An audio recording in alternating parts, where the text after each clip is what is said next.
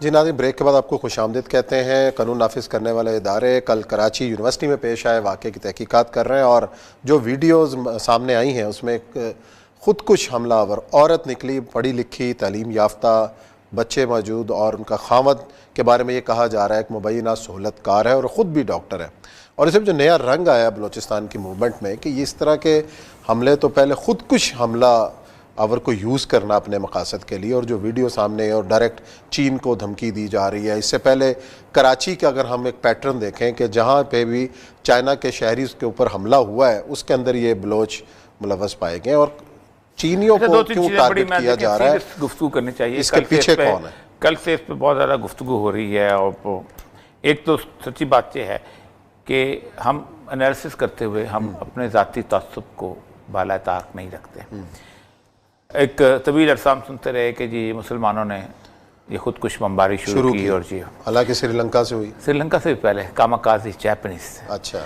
और जैपनीज जो थे कामाकाजी करते थे कि जो बंदा खुदकुश बमबार बनने जाता था उसकी जो कपड़े होते थे, आपको पता है जापनीज कपड़े बड़े स्टाइल के होते हैं, तो यूं करके ऊपर एक चौगा सा रेशमी सा, उसको 1000 कंवारियाँ जो थी औरतें जिनको किसी ने टच नहीं किया होता था उसको स्टिच करती थी बैठ। अच्छा। कि ये हमारा हीरो है और ये जा रहा है, और द बेस्ट पॉसिबल फीट जो खिला सकते थे उसको खिलाई जाती थी। और ये सुशी का जो रिवाज पड़ा है वो भी इसलिए उसको साथ दी जाती थी कि ऐसी मछली को कि तुम्हें तलना वलना ना पड़े, तुम निकल जाओ सफ़र का। और उन्होंने सेकेंड वर्ल्ड वॉर के अंदर हुआ ये था कि अमेरिका शिकस्त खा गया था, उसको मजबूरन अपने फतह में बदलने के लिए हिरोशिमा और नागासाकी पे उन्होंने बम पैकेट पड़े थे, क्योंकि जितने भी जहाज सर्कल किया था ये उड़ते जाते थे और जहाज़ों की चिमनियों के अंदर बम बांध के गिर जाते थे और पूरा जहाज़ उड़ जाता था। तो एक तो बात यह है कि आज तक वो हीरो हैं, हीरो चले आ रहे हैं। हमारी जो चुंडा की वॉर हुई है, उस चुंडा की वॉर के अंदर बच्चे थे 65 के अंदर, कहते हैं कि हुक्म दिया कमांडर ने कि टैंक आ रहे हैं, हमारे पास तो कुछ नहीं है, तो आप बम बांध के टैंकों के सामने लेट जाओ। तो ये मादर वतन का एक तस्वर है कि जिसके बारे में लोग उसके बारे में चलते रहते हैं, लेकिन होता ही क्या है? होता यह है कि आप जब इस किस्म की मूवमेंट चलते हैं, जैसे श्रीलंका की मूवमेंट चली या बाकी मूवमेंट चली, तो उसके अंदर आप एक जज्बाती कैफियत जरूर पैदा करते हैं। अब यही कैफियत अगर आप मजहब के नाम पर पैदा करें तो आप मतून हो, क्योंकि वो अल्लाह अकबर कहते हैं, आपने अल्लाह अकबर नहीं कहा। अब कल जितने भी डिस्कशन में टीवी पे सुन रहा था, मैं सोच रहा था कि अगर ये खातून जो है ये अगर किसी जगह पे बुरके वाली होती, शटल कॉक वाले, और अफगानिस्तान से आई होती या किसी जगह, तो इस वक्त अब तक पाकिस्तान के हर मदरसे को गाली दी जा चुकी होती। यानी यूं समझा जाता है कि मदरसे में तो वहाँ दहशतगर्द पैदा होते हैं और इस यूनिवर्सिटीज के अंदर तो इस तरह के लोग पैदा नहीं होने चाहिए। अच्छा। ठीक, एक तो ये कम से कम थोड़ा सा लिहाज करें कि एक अलमिया है। उस्मान साहब, बलूचिस्तान का मसला ये है कि बलूचिस्तान की जो ट्राइबल सेटअप है इसको अगर हम समझ लें तो हम बलूचिस्तान की पूरी रेजिस्टेंस मूवमेंट को समझ लेंगे, लेकिन वो समझने की कोई कोशिश नहीं करता।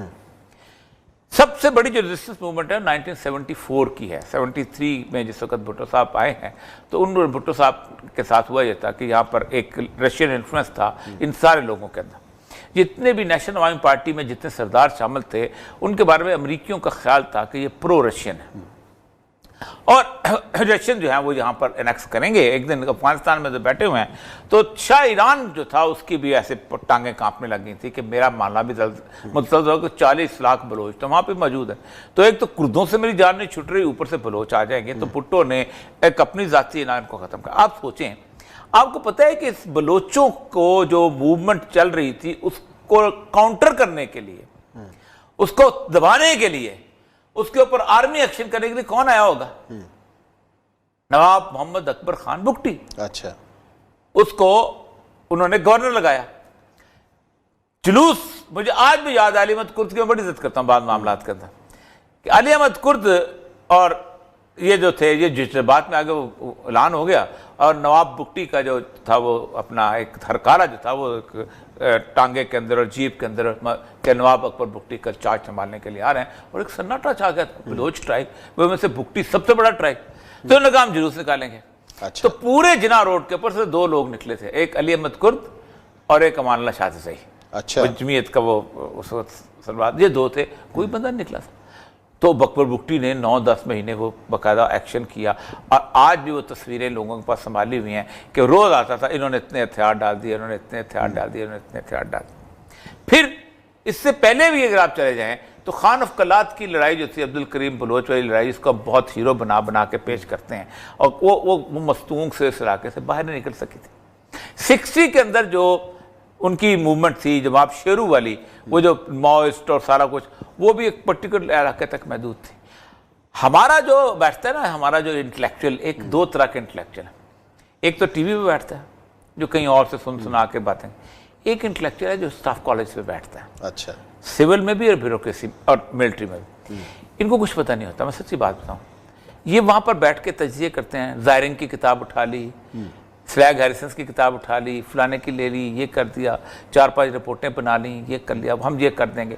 इनका मिजाज बना हुआ है बुनियादी तौर पर गोरे वाला, कि हमने वहां पर लोगों को कंफर्ट देना है और उस कंफर्ट के साथ हमने आगे बढ़ना है और जितनी हम फैसिलिटीज देंगे उतना। अगर यही करना होता तो गोरे ने जितनी वहां पर डेवलपमेंट की है, आपने तो उसका 10% भी नहीं की। पूरी ट्रेन उसने बिछा दी, पता नहीं क्या क्या कुछ माइंस के इलाके ने एक्सप्लोर किए, लोगों को और बहुत सारी फैसिलिटीज दी। लेकिन फिर उसके बाद उसने ट्राइबल लोगों को मिला के उसने एक सिस्टम बना दिया। ये अब इस फैमिली को मैं अच्छी तरह जानता हूँ, तुर्बत की तकरीबन सारी फैमिलीज को जानता हूँ।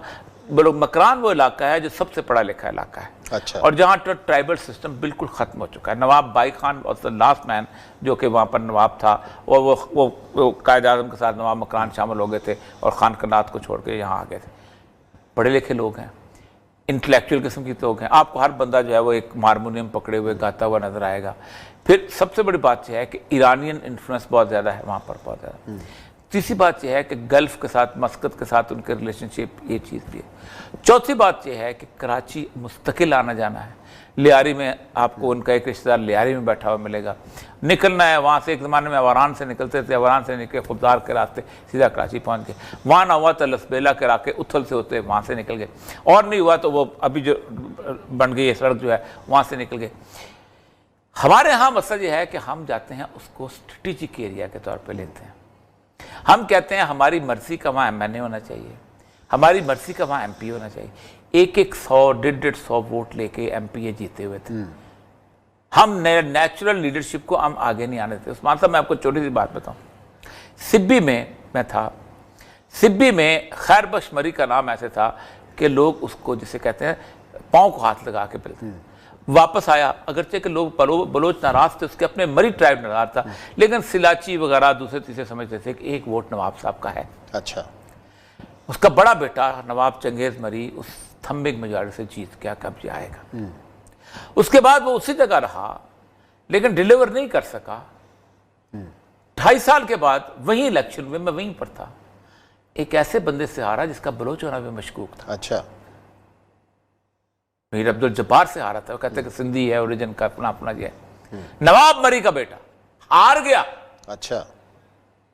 कहाँ बैठे हुए इनसे कहते थे कि यार अकबर बुगटी जो वो जिस सुई के इंस्टॉलेशन के साथ चल रहा है, आप सोचो 3 सिपाही वो लेवीज के रखता है और आप वहां पर जाके आपकी सारा सुई इंस्टॉलेशन साफ है। आज आप 3 अरब रुपए से भी सेव नहीं कर सकते। और मैं अगर वो सारी बताऊं आपको कि किस तरह उन्होंने मिल मिला के इसको मिस हैंडल किया और मैल हैंडल किया, सब कुछ किया है, आप सोच नहीं सकते। असल मसला ये है कि कोई खुदा का वास्ता है थोड़ा सा इस मामले के अंदर बेहतर। अब हो क्या रहा है, मैं वो जो उनके बलोच इन्होंने बनाई है तंजीम, इस तंजीम ने किया क्या है, एक वीडियो निकाली है जिसमें थ्रेट किया। पाकिस्तान गवर्नमेंट को तो किया ही नहीं, उन्होंने किसको किया, चाइनीज को किया कि तुम हमारे इलाके पे कब्जा करने आ रहे हो। और ये अब लड़ाई का मैदान कहाँ वसी हो गया, अमेरिका, चाइना, और साथ क्या होगा, 2 धारी तलवार कि अगर 60 लाख बलोच इधर है तो 55 लाख तो ईरान में भी हैं। तो अमेरिका का क्या हुआ, 2 तरह का अमेरिका का फायदा पहुंचा। वो ईरान में भी चाहिए। तो ऐसे तो नहीं हो सकता ना कि आप यहाँ पर बलोच लड़ाई लड़ रहे हो तो ईरान में बलोच लड़ाई नहीं लड़े। वो तो इनसे ज्यादा बुरी हालत में, वो तो ना MNA है, ना MP है, ना उनका चीफ मिनिस्टर है, ना उनका गवर्नर है, ना उनका वजीर है, ना उनका डॉक्टर है। तो असल मसला यह है कि हैंडल करने के लिए अल्लाह के बंदों कोई बेहतर, लेकिन नहीं सुनेंगे। मैं यहाँ पर था पंजाब में ना, आप सोच सकते हैं, शहबाज शरीफ साहब मैं वहां था, मैं हालांकि 24 साल वहां गुजार के आया था। मेरे सामने रेंजर्स के फलां लोगों से ब्रीफिंग ली जा रही होती थी और मैं हंस रहा होता था कि यार ये क्या लोग हैं।